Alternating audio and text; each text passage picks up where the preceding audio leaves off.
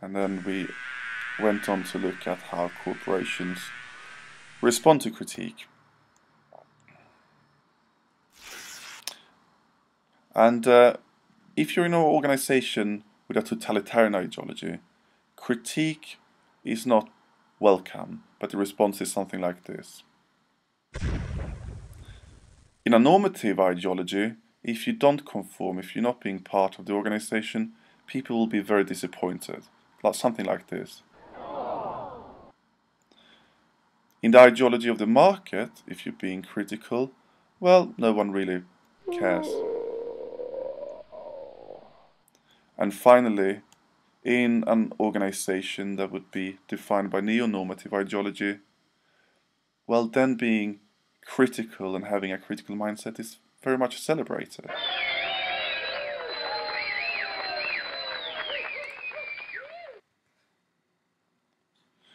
Now, let's come to the heart of the matter, which is the new spirit of capitalism. To understand especially the forms of neo-normative ideologies, we also need to look into the new spirit of capitalism. And the new spirit of capitalism is a way of understanding the progression of capitalism into an era where youthful anti-authoritarian chic underground cool and design and subversion as ideals have become welcomed into the workplace. So this is based on a book by Luc Boltanski and Yves Chiapello called The New Spirit of Capitalism. And they talk about three successive spirits of capitalism. The first, which comes from Max Weber on the picture there, stretches from the 19th century to 1930. And here the ethics of the capitalist was someone who saved money, is an austere attachment, personal parsimony. From the 1930s onwards, you had a new form of capitalism emerging, which celebrated the heroic directors of large centralized corporations. And the ethics here was a man, often a man, sadly, who was trying to perfect himself in by realizing this person, and rationality, security would be defining features. Now their claim, and this is the central claim of the book, is that something happens after the 1960s. There's a new form of capitalism that emerges, where the ethics is not to be rational or favoring security, but it's about self-expression, about authenticity, being anti-conformist, anti-establishment. So their book is trying to understand what happened around the late 1960s for this to happen.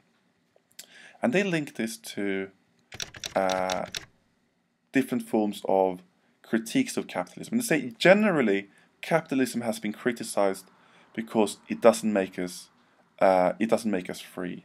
So there's a demand for liberation, and capitalism would make it difficult for us to be authentic.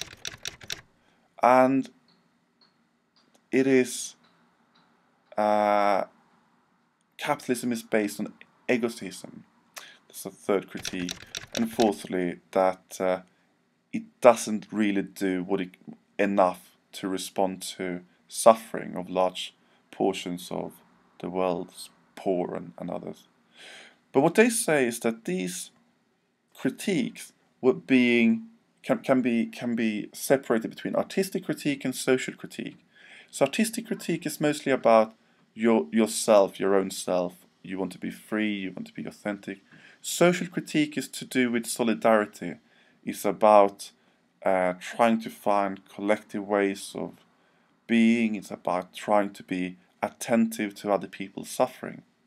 Now what they claim is that in 1968, during the Paris Student Revolution, which was being put to an abrupt end by Charles de Gaulle, is that in 1968 these two forms of critique came together.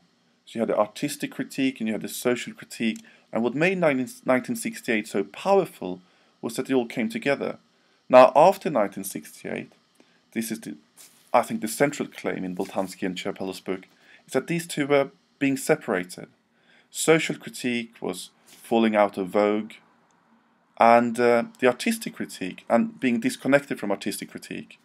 And then artistic critique became the basis for what he called a new spirit of capitalism, the third succession of capitalism, where there's a lot of focus on being creative, about fluid identities, autonomy and self-development. And that was pitted against the bureaucratic discipline, bourgeois hypocrisy and consumer conformity. So the new spirit really favored the new self that came out of an artistic critique, the self that wants to be free, the self that wants to be authentic, that wants to express itself, that believes in self-development, etc. So this is to do with that kind of a celebration of critique that you find coming with a new spirit of capitalism. And I'll just show you this clip, which I think is a funny illustration of that. So you think you got what it takes? I'll tell you what I got. Your wife's pussy on my breath. Nobody's ever talked to me like that before. That's because everyone's mouth is usually full of your wife's box. You're hired. Shit. You had sexual intercourse with a coworker on top of the produce that we sell to the public. I fucked her with a parsnip last week, and I sold the parsnip to a family with 4 small children. That took guts. We need guts. I'm promoting you. You got a lot of problems, don't you? Okay, and if you want to start, if you want to revise this subject, a very sort of central text would be that by Peter Fleming, where he looks at a corporation like Starbucks, and let's just say Starbucks aren't necessarily known for being the most ethical, but in their own sort of internal politics, they look at the importance of their employees being resistant and being having this embrace of critique. And the chapter for this reading is called Kurt Cobain in the Boardroom. Another one who's making a similar argument is Andrew Ross, and he looks at one of these sort of first generation online corporations called Razorfish, and how they were promoting all of these ideals of being anti-conformist, being artistic, bit of hippie in there.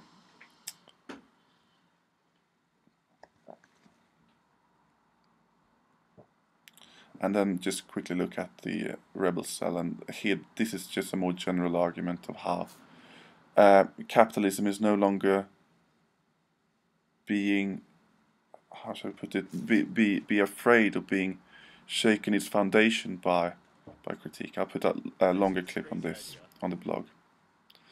And yeah, this is a recent example of how Mercedes-Benz was using Che Guevara in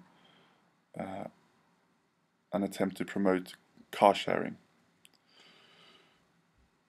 So just to round off here, what is happening is that a philosophical vocabulary about the need for the self to come out and to express itself authentic has been hijacked by people like Tom Peters. It has been sort